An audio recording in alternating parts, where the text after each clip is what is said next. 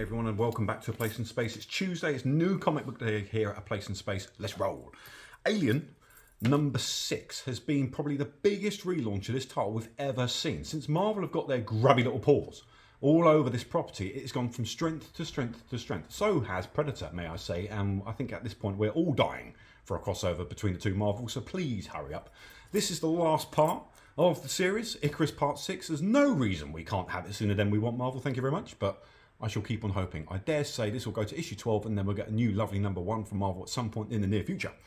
Storm and the Brotherhood of Mutants. Hang on to your hats, ladies and gents. This is where it gets a little bit bamboozling. Obviously, Sinister has kicked off very recently and is going all things big with Mr. Sinister. This flings you straight into the future.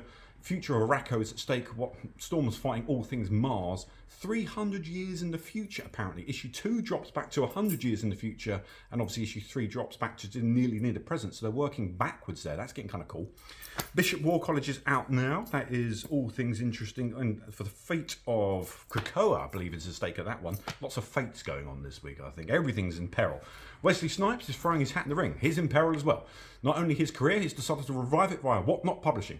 This is about as 90s as you can possibly get, I think, at this point. He is writing a story about Roach Washington, who's outcasted from his entire hit team and is trying to fight a killer who rips out spines, in addition to a deadly gas attack. I think somewhere along the way, ladies and gentlemen, we all just said hello to 1992 collectively. However, we're going to talk about Whatnot Publishing in just a few minutes' time. Stay tuned. Right, Netflix and Dark Horse are forging a rather lovely working publishing relationship these days. No least of all is this, Stranger Things. That is Tales from Hawkins Part 1 of 4 out now. I dare say that will be massive, and I dare say if you need to get something signed by Eddie Munson at this month's Comic-Con coming up in about 3 weeks' time, many of you will be saved by these particular issues.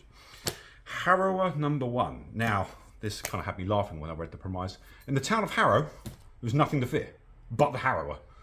I think either we just sold some copies or we didn't. I've got no idea. But either way, Boom want you to know it is A, their 15-year anniversary. Congratulations, Boom. That is awesome.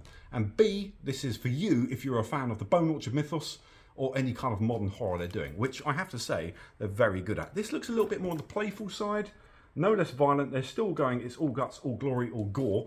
But at the same time, they're very, very good at tailoring it so they've got the extreme end of the stuff they've got going on, and they've also got some stuff which is a little bit more lighter-hearted and playful, so count me in.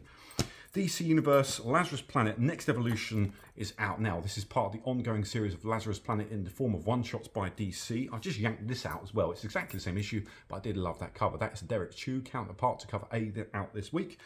And now reissue time. Let's do it, because this, I think it's fair to say, brought a lot of people back into comics just last month. We had people signing up for this who hadn't walked into a comic shop in 10 years, and people reading it for the first time that had never bought a comic before. In addition to everyone else, this was Batman vs. Spawn. We sold out of every bloody cover we had going. Second print, they've done 2 covers of the second print.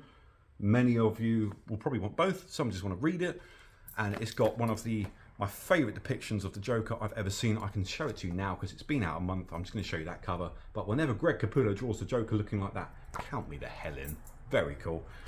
But facsimile time. I know I keep on banging on about these, but for very good reason. 1, they are probably the easiest way you will ever find to get these issues. 2, they're certainly the cheapest because the first prints go for thousands at this point, plus probably a few more.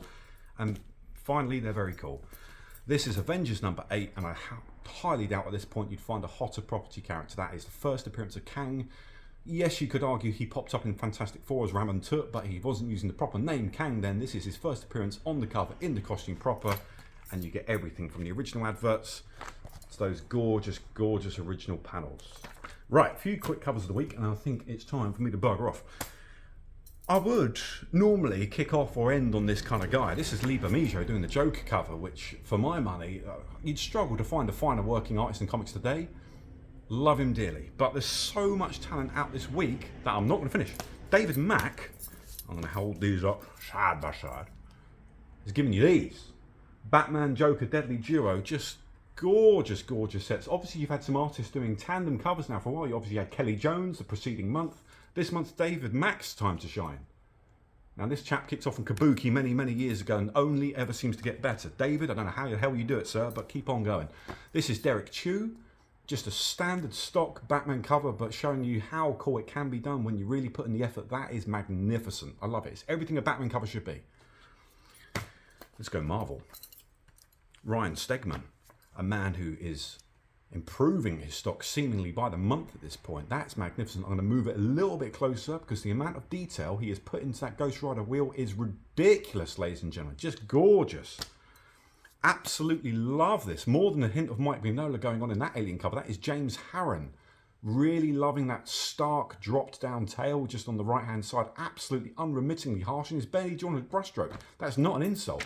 If you look at the cover, there's not too much going on, but what is accomplished with it is both quite unnerving and really quite stark. Like it. This is Red Goblin. Now, we've all but sold out of Red Goblin this week, so if you are finding yourself missing issues, please, please, please check out our eBay pre-orders or open a subscription. We'd love to help you out because we've sold out of cover A. Got nothing left to show you. This is the Derek Chew cover for Red Goblin #1. Hopefully we will try and get more. Normie Osmond's had a bit of a helping hand over from Venom right now. He's been given a little bit of a symbiote. And I think he first kicked off in Amazing Spider-Man 798. But yeah, Red Goblin has now got its ongoing series #1. We do, however, have a few of the ratio variants just left in stock. If you're lucky enough, go hunting because you might find one of these left. That is the Alexander Lozano 1 in 25. I'll show that again, actually. That was a little bit brief. But this, who are you? I've forgotten. Did I write on the back? I did. I'm intelligent. Maybe. That is the Dave Raposa 1 in 50 variant cover, and it is all kinds of gorgeous. Right, what have I got? I've got to remember to say some stuff, ladies and gentlemen. Please remember to like, comment, share, and subscribe if you can. There'll be buttons. Maybe on both sides. I don't know. I'm going to point here. I'm going to gamble on this side. If I'm wrong, let me know. But it does help. It really does. And frankly, we do like to know what you're thinking. Last but by no means least, you joined Chief this last Saturday for a massive, awesomely successful Whatnot show. Thank you so much for that. I was dying of man flu in the corner, so he took the role on himself and it was awesome. Thank you so much for all of you who joined. We're planning another one, so thank you so much. If you are around this Saturday, keep your peepers feasted, or at least peeled to our Facebooks and pages because we will put up information about when it will be showing. But yeah, join us for another one. It will be awesome. I'm going to get involved at some point and we'll ramble on about some sort of nonsense in the near future. But it'll be lovely to see you. Either way, I think that's enough waffle for the minute and I'll catch you all very, very soon indeed. Much love. Bye-bye.